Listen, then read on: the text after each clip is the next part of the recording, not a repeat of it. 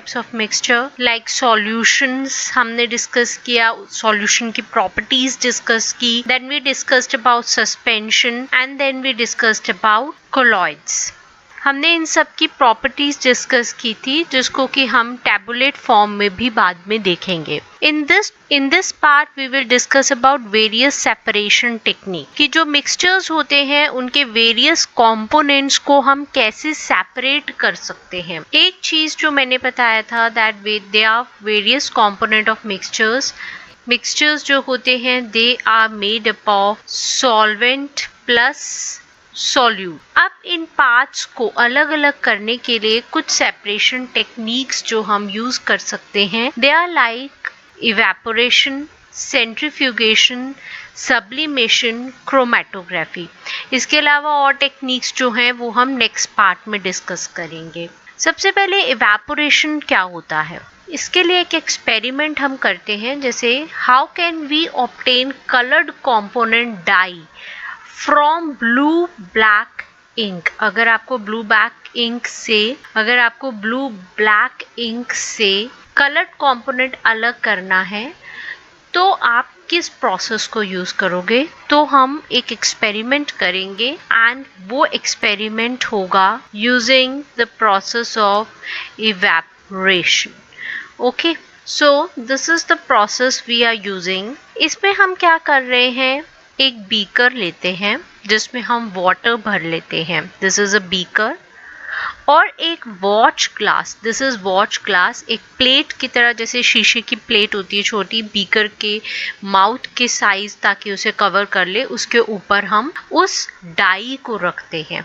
Okay, उस ink को हम रखते हैं, इसमें हमने उस इंक को रखा है एंड हम इस वाटर को, जो बीकर में वाटर है, उसको हम हीट करेंगे, वी आर हीटिंग इट। हमने देखा था कि जब भी हम हीट करते हैं लिक्विड को तो वेपर्स बनते हैं एंड प्रोसेस ऑफ हीटिंग से क्या प्रोसेस होता है, इवेपोरेशन। इवेपोरेशन प्रोसेस हमने डिटेल में अपने चैप्टर में मैटर इन आवर सराउंडिंग्स, ये प्रोसेस हमने डिस्कस किया था।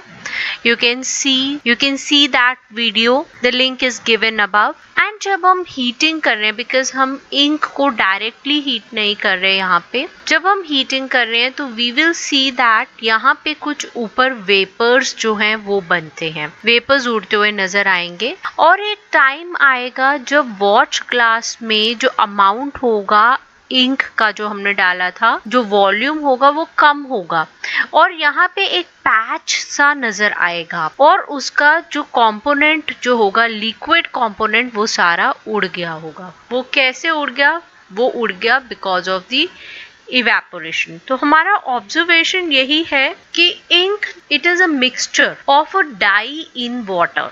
इंक जो कंपोनेंट है, ink it is made up of जो डाई, जैसे अगर ब्लू इंक है तो ब्लू डाई, उस कंपोनेंट को वाटर में मिक्स किया जाता है टू मेक इंक। और जब हम हीट प्रोवाइड कर रहे हैं तो दिस कंपोनेंट वाटर जो होता है ये इवेपोरेट हो जाता है एज वाटर वेपर। हीटिंग से ये इवेपोरेट हो जाता है और जो आपकी वॉच ग्लास में, this is the watch glass, suppose watch glass में एक पैच, कलर्ड पैच सा रह जाता है, वो क्या बच जाता है, वो बच जाता है die.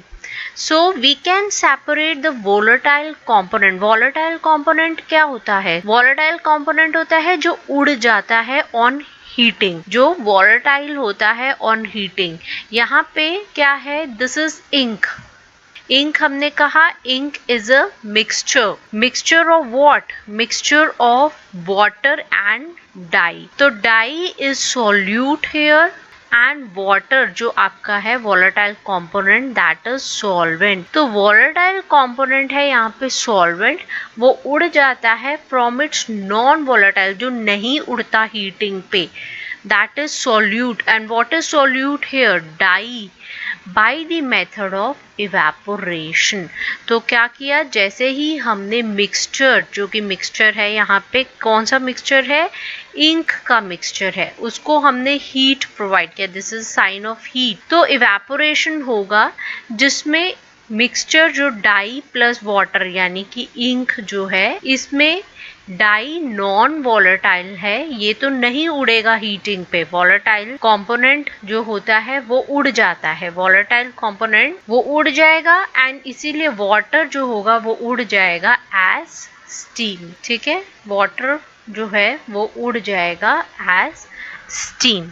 So this process is evaporation. So ये हमारा first process था to separate components of mixture. Next जो हम डिस्कस करेंगे उस प्रोसेस के लिए हमें जो एक्सपेरिमेंट करना है वो है how can we separate cream from milk. Now the other technique, for this we will do an experiment that how can we separate cream from milk. जैसे क्रीम होती है उसको हम मिल्क से कैसे सेपरेट कर सकते हैं. तो मिल्क हमने पढ़ा है कि milk is also a mixture of various components, जिसमें से एक कंपोनेंट है जैसे फैट इन वाटर. तो अगर आपको फैट को अलग करना है, जैसे कि मार्केट में आजकल काफी टाइप के मिल्क अवेलेबल हैं, full cream, toned, double tone, इस टाइप के मिल्क में जो क्रीम का अमाउंट होता है वो अलग होता है. तो जब हम घर में भी मिल्क में से क्रीम सेपरेट करते हैं, जिसके लिए आप लेडल यूज करते हो, मिल्क चर्नर यूज करते हो,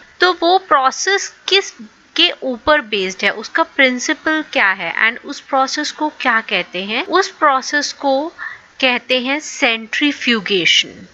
सेंट्रीफ्यूगेशन.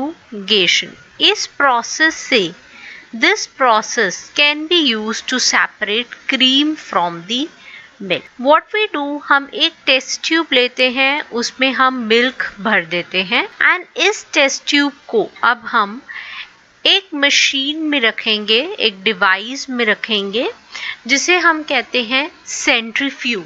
सेंट्रीफ्यूग. इस मशीन में क्या होता है, जैसे ये टेस्ट ट्यूब में मिल्क भरा हुआ है, ये टेस्ट ट्यूब्स को इसमें रख के ये डिवाइस स्पिन करती है.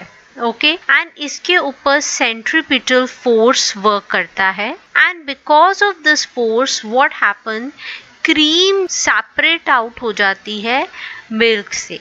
एंड जो मिल्क हमें मिलता है जिसमें क्रीम नहीं है, जिसमें क्रीम सेपरेट आउट हो गई है, हम उसे क्या कहते हैं, skim milk. That is known as skimmed milk. इसीलिए हम टोन मिल्क और स्किम्ड मिल्क बोल देते हैं. उसका क्या मतलब होता है कि उसमें से क्रीम को सेपरेट आउट कर दिया गया है with the process of centrifugation.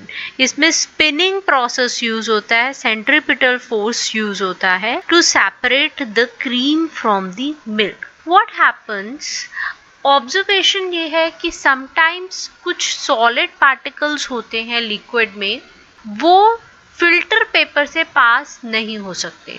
एक प्रोसेस हमने लास्ट चैप्टर में किया था, that process was known as filtration. Okay, उसमें हम क्या करते हैं, अगर लिक्विड में जैसे सैंड डिसॉल्व है, तो कुछ भी इस तरह से कि फिल्टर पेपर जिसमें पोर्स होते हैं, अगर आपके डिसॉल्व पार्टिकल्स का साइज इन पोर्स से बड़ा है तो वो सेपरेट आउट हो जाएगा फिल्टर पेपर से. तो हम फिल्ट्रेशन प्रोसेस यूज कर सकते हैं. लेकिन कई बार क्या होता है कि जो सॉलिड पार्टिकल्स होते हैं लिक्विड में, वो इतने छोटे होते हैं कि वो इस फिल्टर पेपर के पोर्स में से पास कर जाते हैं, यानी कि छन्नी में से वो गिर जाते हैं. जो उनके होल्स होते हैं उनसे भी वो solid particle, dissolve solid particle इतने छोटे होते हैं. ऐसे पार्टिकल्स को अलग करने के लिए जो फिल्ट्रेशन टेक्निक यूज होता है वो होता है centrifugation. Okay,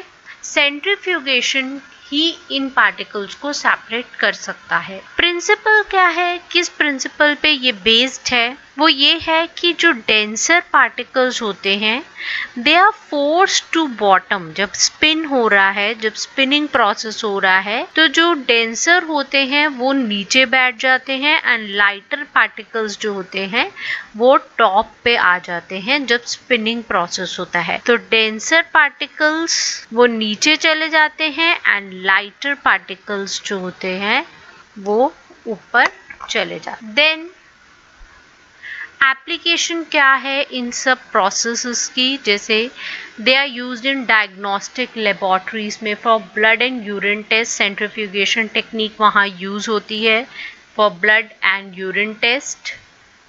then also in dairies, जैसे कि हमने बात किया घर में भी जो हम मदानी यूज करते हैं और चर्नर यूज करते हैं, जैसे आपने अब घर पे देखा होगा किस तरह से क्रीम को सेपरेट किया जाता है, butter from the milk separate किया जाता है। तो for that we use centrifugation process.